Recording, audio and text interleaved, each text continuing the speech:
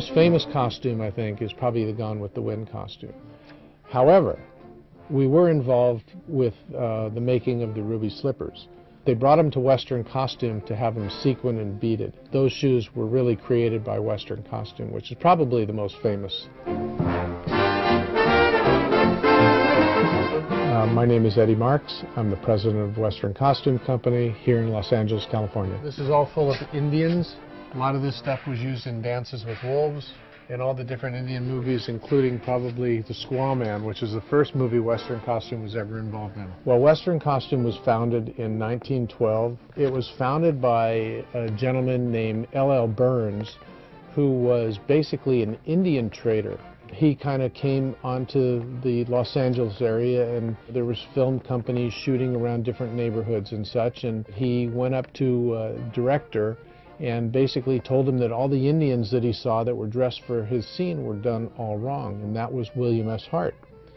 And from that point on, Hart had him on all of his movies, doing all of the costumes, the Indian artifacts, weapons, and different directors and producers would start to hire him to do their movies.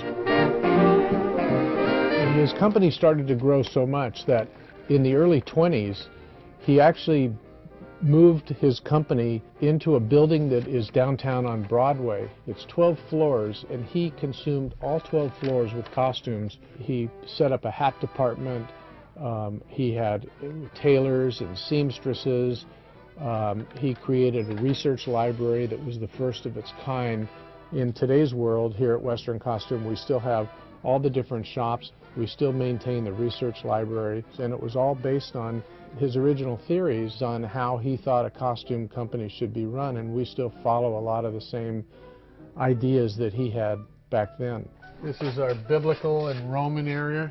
If you take all the costumes and line them up one after another on rails, you've got 8 miles of costumes, which is huge. Television shows that we're working on now is Boardwalk Empire, Mad Men. It's up to us to make sure that we maintain these clothes so they're here for future generations, because the stores aren't there to sell 1930s clothes. They're going to have to get them from a costume company. And being the biggest costume company really pays off in the end.